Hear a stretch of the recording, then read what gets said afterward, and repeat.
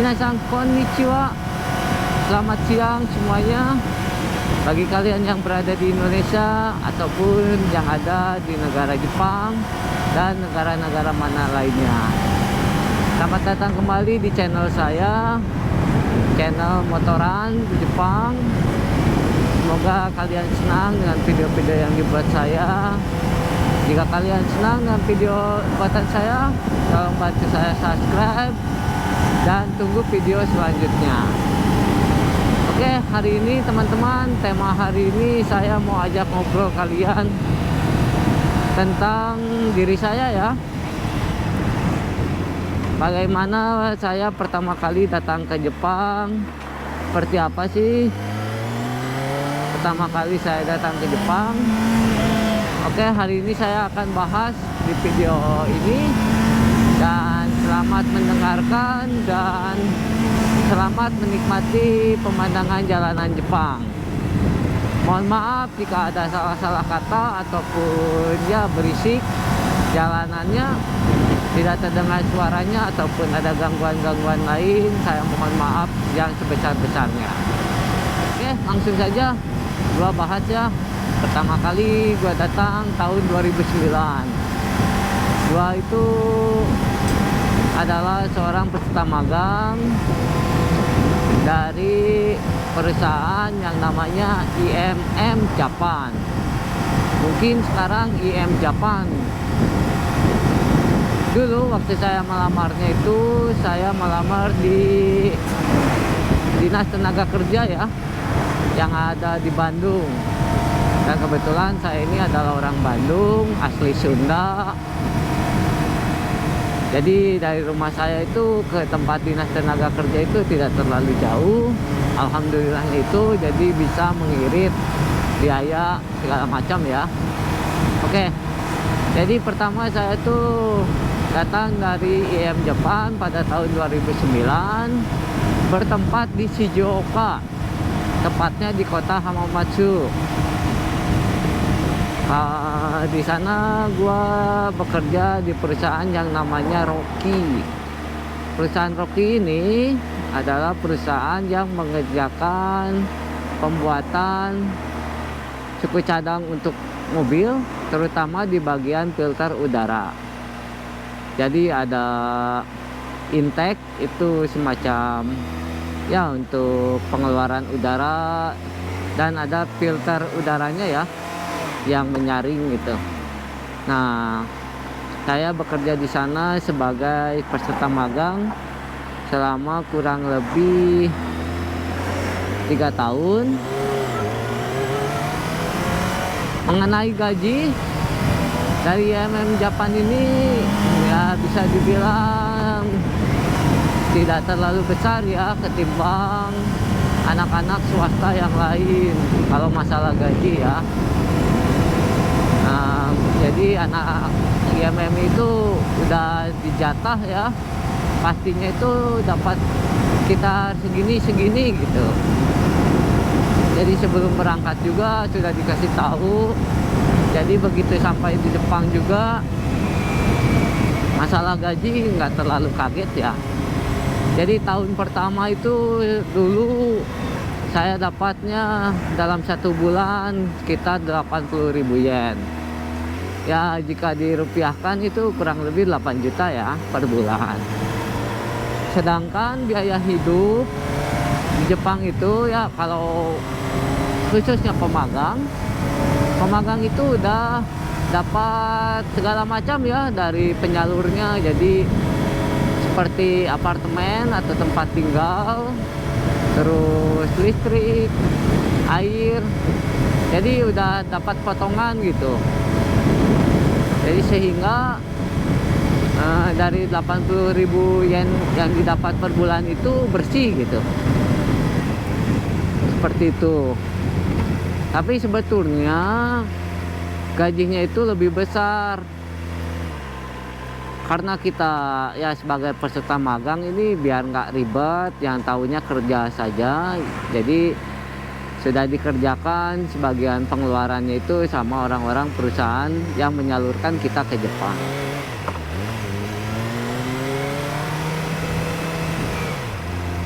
Di untuk di tes IMM itu dulu saya nggak terlalu mengeluarkan banyak uang ya. IMM itu termasuk apa ya, penyalur tenaga kerja yang nggak terlalu banyak mengeluarkan uang ya, kecuali untuk diri sendiri, misalkan seperti biaya pelatihan di daerah ataupun di pusat ya, seperti ya pengeluaran untuk makan sendiri gitu, ataupun ya beli-beli kaos kaki atau segala macam lah, yang pokoknya yang untuk diri sendiri saja ya. Selebihnya itu seperti tiket pesawat ataupun biaya pendidikan itu ditanggung sama IMM Japan dulu itu. Alhamdulillah waktu itu saya baru keluar dari SMK ya, saya itu anak SMK jurusan mesin, jadi langsung melamar ke IMM Japan dan alhamdulillah keterima. Jadi saya itu berangkat pada tahun 2009, beres 3 tahun ya sampai 2012. Tapi untuk yang sekarang ini tuh lebih enak. Dulu itu cuman hanya 3 tahun ya di batasnya. Mungkin sebelum zaman saya itu lebih sebentar lagi, 2 tahun. Nah sekarang ini 5 tahun, lebih enak kan. Apalagi 3 tahun pertama itu kalau mau pulang dulu dipersilahkan gitu ya. Dulu itu waktu jadi anak pemagang itu 3 tahun itu bisa dibilang terasa lama, bisa dibilang nggak terlalu berasa lama ya, karena ya namanya anak muda ya, pengen apa, masih pengen main gitu nafsunya itu. Jadi kadang-kadang sering homesick gitu ya, pengen ketemu teman-teman gitu. Jadi dulu itu selama 3 tahun itu buat saya terasa lama banget waktu menjalani pendidikan magang di Jepang. Nah terus dari situ, dari tahun 2012 saya kan pulang ke Indonesia. Setelah pulang ke Indonesia saya bekerja dulu, balik lagi di perusahaan yang sama yang ada di kawasan MM 2100 Cikarang, Bekasi. Dulu saya kerja dulu di situ selama kurang lebih 1,5 tahun. Setelah itu balik lagi, ketemu istri, menikah dengan istri di Jepang ya sampai sekarang. Nah, jadi kurang lebih dari tahun 2009 sampai sekarang itu ya, kalau di total di Jepang itu udah kurang lebih berada sekitar 10 tahunan ya.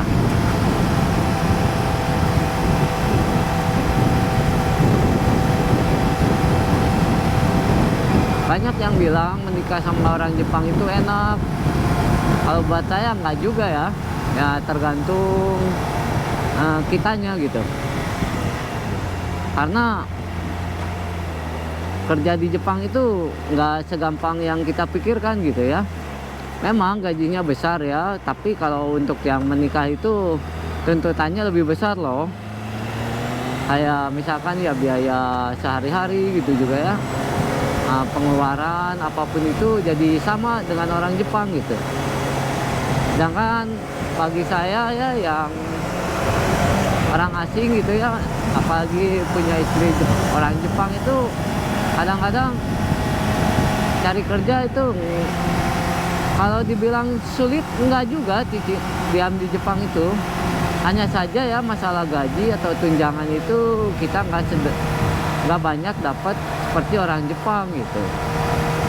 Makanya itu ya bisa dibilang orang Jepang juga banyak yang nggak dapat uang banyak, karena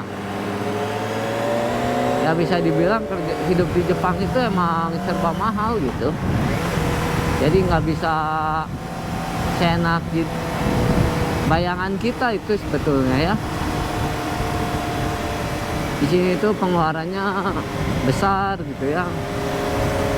Dari mulai apalagi kalau yang tinggalnya itu pinjam kontrakan gitu ya, ataupun pinjam rumah gitu ya, biayanya tuh lumayan mahal gitu. Jadi pengeluaran sama pemasukan itu di Jepang bisa dibilang lebih besar pengeluaran ya daripada pemasukan.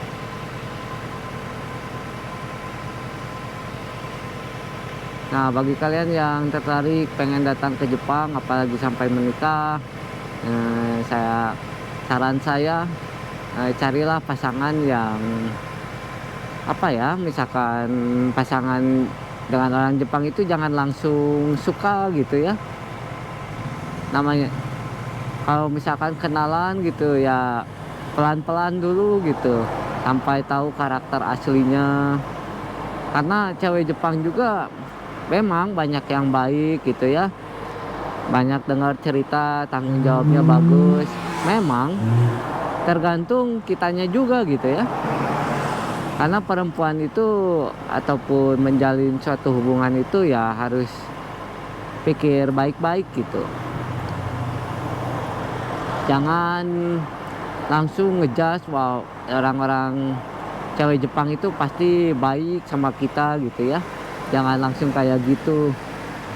Gimana pun juga sebuah hubungan itu kalau sampai mau menikah itu jangan kenalannya sebentar gitu ya. Ya seperti itu teman-teman, cerita bagaimana saya datang ke Jepang. Jadi gua ringkas saja ya ceritanya. Jadi gua itu dulunya anak pemagang. Tahun 2009 gua berasal dari Japan, angkatan dari Bandung, berangkat ke Jepang selama 3 tahun. Setelah dari Jepang balik ke Indonesia, setelah balik ke Indonesia menikah dan balik lagi ke Jepang sampai sekarang.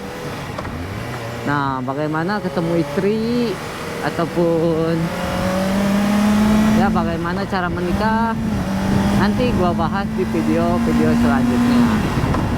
Oke, hari ini sampai sini dulu. Dan bagaimana pemandangan hari ini? Hari ini sedikit macet ya. Kalau daerah seperti ini yang agak kota dikit memang macet. Banyak mobil gitu ya. Apalagi di hari Minggu kayak gini, hari weekend. Orang-orang Jepang juga banyak yang keluar ya. Tapi seperti kalian lihat ya, memang yang mengendarai motor itu sedikit. Karena orang Jepang lebih suka apa ya, mobil ya daripada motor ini. Oke, baiklah teman-teman, sampai ketemu lagi di video selanjutnya. Dan terima kasih setelah mendengarkan cerita saya, dan terima kasih kepada teman-teman yang sudah mampir ke channel saya. Oke, sampai ketemu lagi. Bye bye.